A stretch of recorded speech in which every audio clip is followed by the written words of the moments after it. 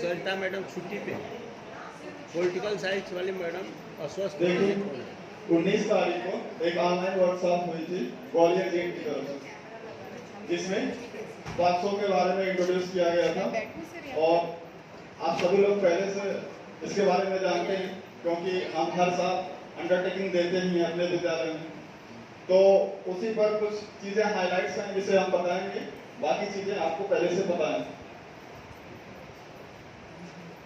POCSO जो आपका है protection of children from sexual offences act 2012, इसे आपका 14 नवंबर 2012 को लाया गया था।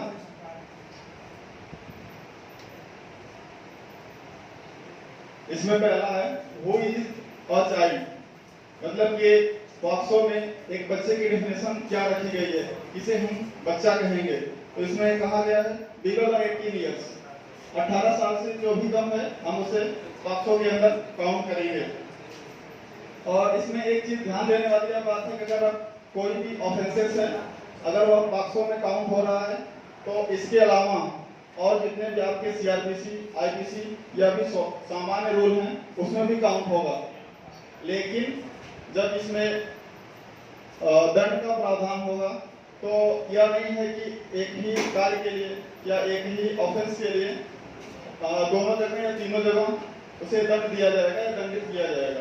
उसमें यह कहा गया है कि जो मैक्सिमम होगा केवल एक ही दिया जाएगा, मतलब जिसमें मैक्सिमम दंड का प्रावधान होगा वह लगाया जाएगा। Any person who has not completed 18 years of age, उसे ही आप पहले बता दिए कि वो चाइल्ड में होगा।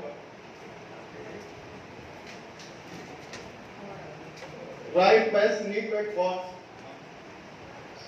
United Nation convention on right of children, इसमें 54 आर्टिकल्स और together article 1 to 40 define rights, क्या क्या बच्चे के राइट्स हैं, क्या उसकी नीड्स है और क्या उसकी वांट्स है, इन तीनों को अलग अलग डिफाइन किया गया। What is the child?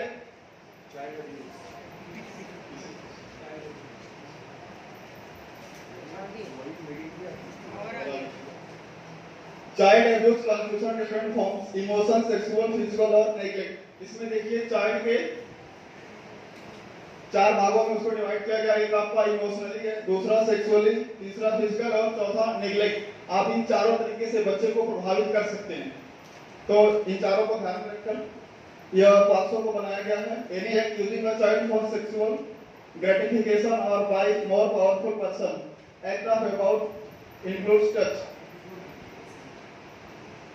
Study on child abuse of ministry of women and child development 2007 to 13। Child sexual abuse, देखिए क्या क्या चीजें हैं। हैपन यूजुअली टू गर्ल्स, ये सब क्या मिथ है, जिसे हम किसी के सामने कोई बच्चा हमें कहता है तो हमारे अंदर पहले से परसेप्शन बना हुआ है कि यह चीजें ऐसे कह रहा है। जिसमें हैपेंस यूजुअली टू गर्ल्स, मतलब हम कह सकते हैं केवल लड़कियों के साथ ही होता है। Next one, can not be stop, कहते हैं ये शुरू से होता चला आया है, इसे हम रोक नहीं सकते। Third one, it easily detectable, कह रहे हैं कि ये ऐसी चीजें हैं जो सबको पता चल जाती हैं। Next one, does not occur in educated family, एक अभी परसेप्शन है कि अगर इसकी फैमिली पढ़ी लिखी है तो उसमें सेक्सुअल अब्यूज या और भी चीजें जो है नहीं होती होंगी। ऑलवेज इंक्लूड फिजिकल कांटेक्ट, कह रहे हैं कि जो पॉक्सो के अंदर अलग अलग प्रकार की एक्ट हैं वह केवल फिजिकल कांटेक्ट के थ्रू ही हो सकते हैं, तो यह भी परसेप्शन मिथ है। Do walker with the girl wearing revealing dresses, इसमें अलग अलग कपड़ों के बारे में, या आप हम डेली लाइफ में भी सुनते रहते हैं कि तमाम तरह के कपड़ों के ऊपर कमेंट्स आते रहते हैं, तो इससे ऐसा कोई लेना देना नहीं है। साइन और symptoms for identification of victim of CSA, देखिए injury specially in the private parts of the child walk and sit with difficulty, इसमें अलग अलग तरीके के सिम्टम्स बताए गए।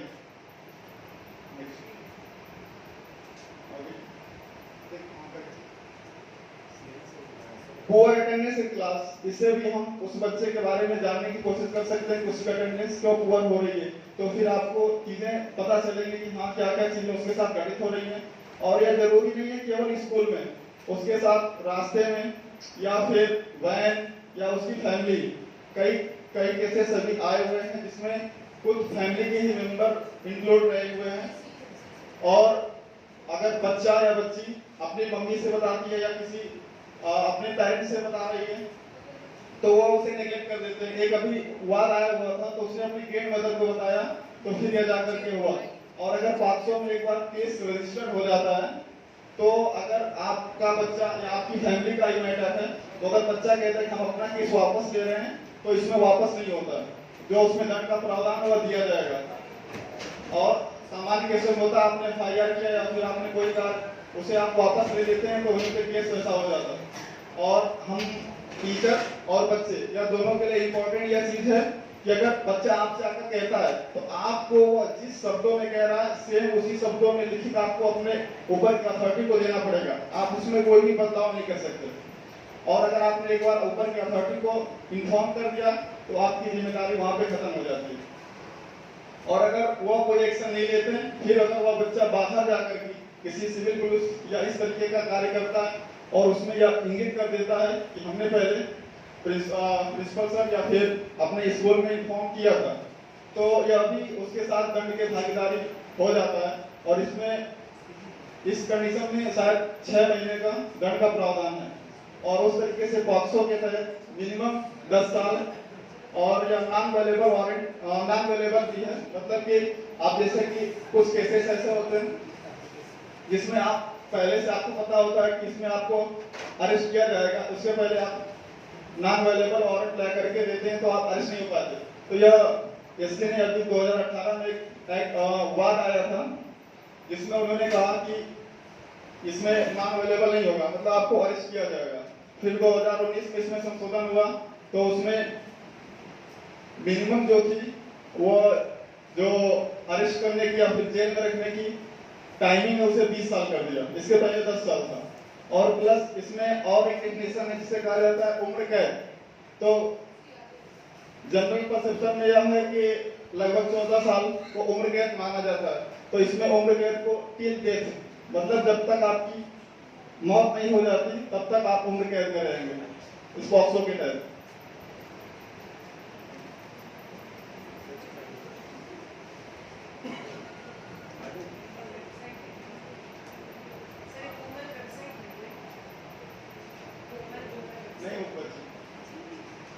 Silent features of POCSO Act: Child 18 years, different sexual offences, mandatory reporting and recording।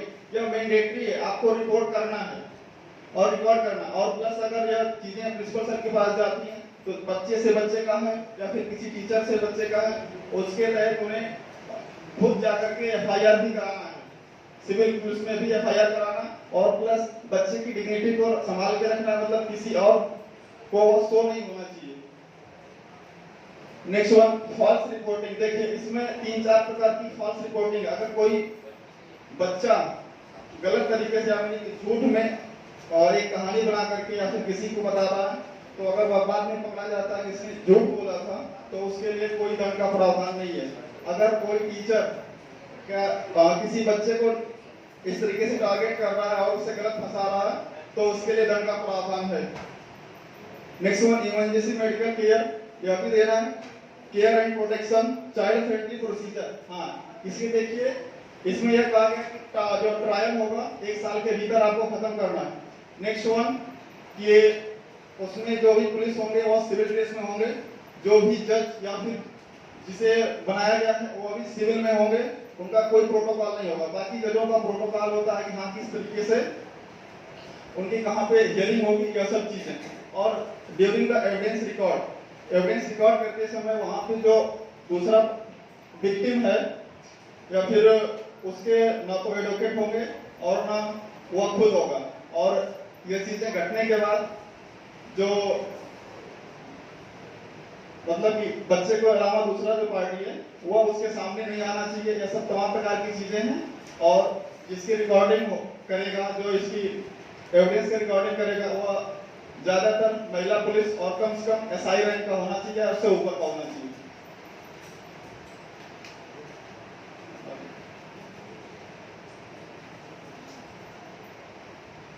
Offences covered in act. देखिए इसमें penetrative sexual assault section 3 में है, aggravated penetrative sexual assault section 5 में। इसमें एग्रावेटेड आपको दो जगह दिखेगा। एग्रावेटेड केस में ये है कि जिसको कोई जिम्मेदारी दी गई है और उसके कस्टडी में अगर कुछ होता है तो उसको वहां पे यूज किया गया एग्रावेटेड और वहां पे पनिशमेंट बढ़ जाती है। इसमें आपका हॉस्पिटल, पुलिस और जुडिशियल कस्टडी और स्कूल, ऐसे तमाम सी चीजें हैं कि जिसपे बच्चा या बच्चे के पेरेंट्स अपने बिलीव पर बच्चे को वहां सौंपते हैं और वहां ऐसी चीजें अगर हो जाती हैं तो उसके इसमें एग्रावेटेड होता है और वहां पे ज्यादा आपके पास पनिशमेंट के चांसेस है।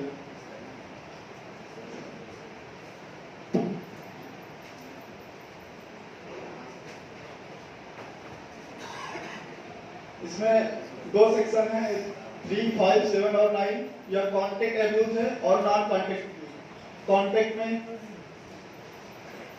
जैसे कि फिजिकल कॉन्टेक्ट में सभी लोग समझते हैं, आगे है आपका टचिंग है, फिर folding the child's body with an intention of sexual. इसमें बहुत सारी कंफ्यूजन ये थी कि आप बच्चे को टच कर रहे हैं तो उसमें बात की गई इंटेंशन की।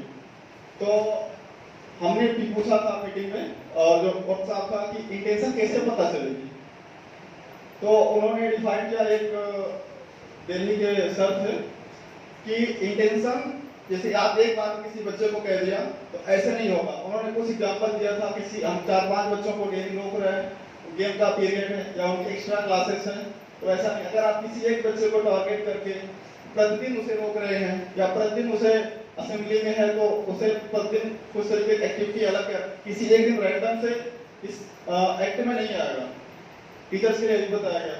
और एक टीचर ने डिस्कशन किया हुआ था, एक इंसिडेंस है, वो बच्ची क्लास 11th में थी, तो अभी व्हाट्सएप ग्रुप वाला चल ही रहा है, तो उसमें टीचर्स और स्टूडेंट्स सभी का नंबर सेव करके वो रखते हैं।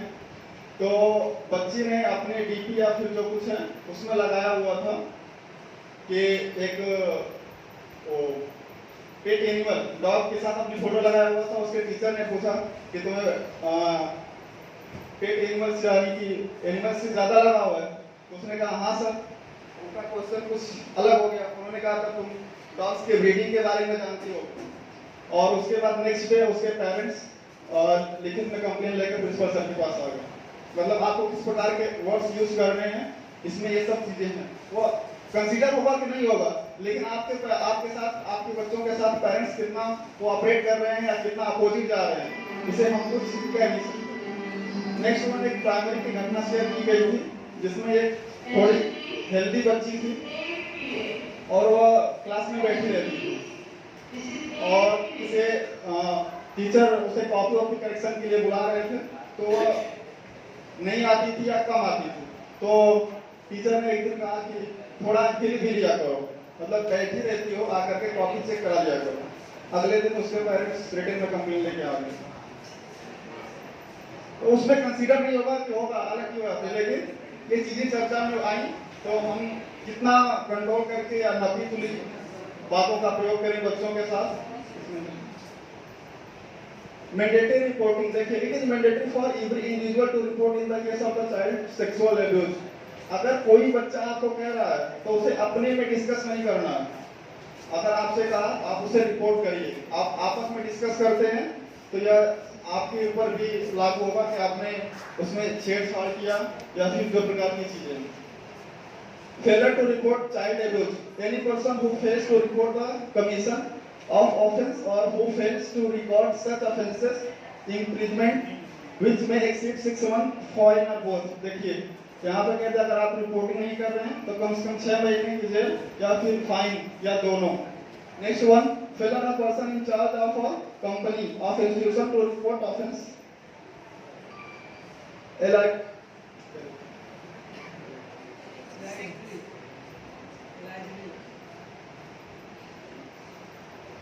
allegedly committed by the subordinate, imprisonment 6 months, fine or both।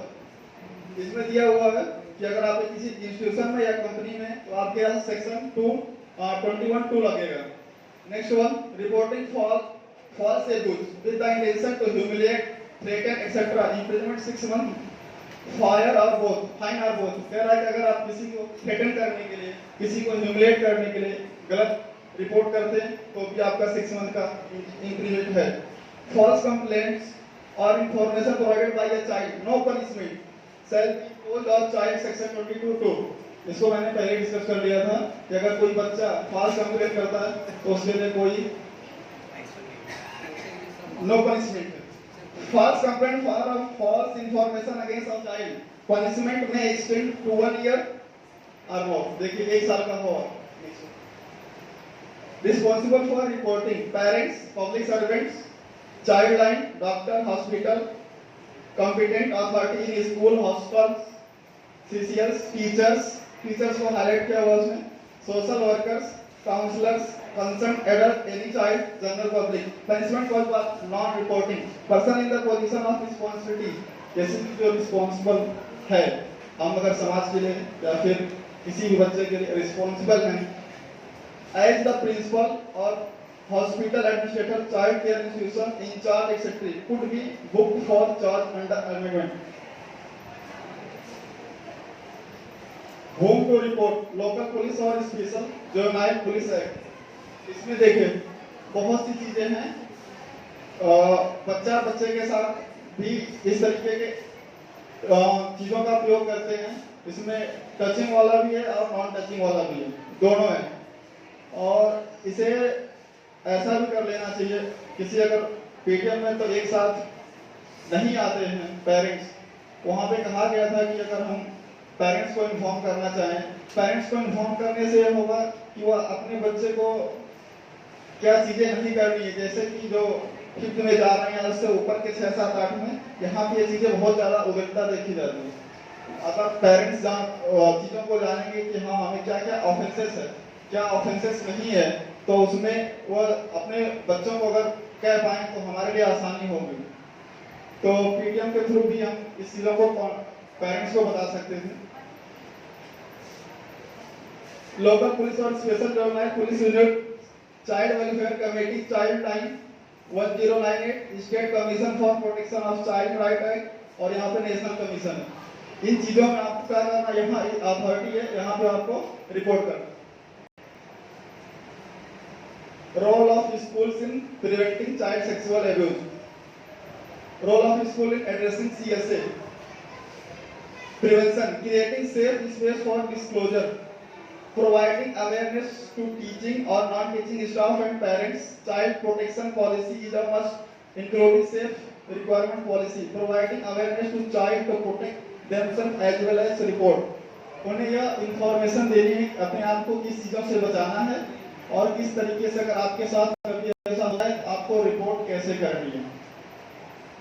Doing regular safety audits of school including to staff instruction, कह रहा है कि इसके लिए भी आप एक ऑडिट कर सकते हैं, चीजों को बता सकते हैं। Intervention, noticing the sign and symptoms of identifying any victim of CSA, extending their supports to child to build their confidence to disclose if to counsel. कह रहा है कि अगर बच्चा आपके पास आ रहा है तो आप उसे कॉन्फिडेंस दिलाएंगे और उसकी बात को इंपैथी के साथ सुनेंगे।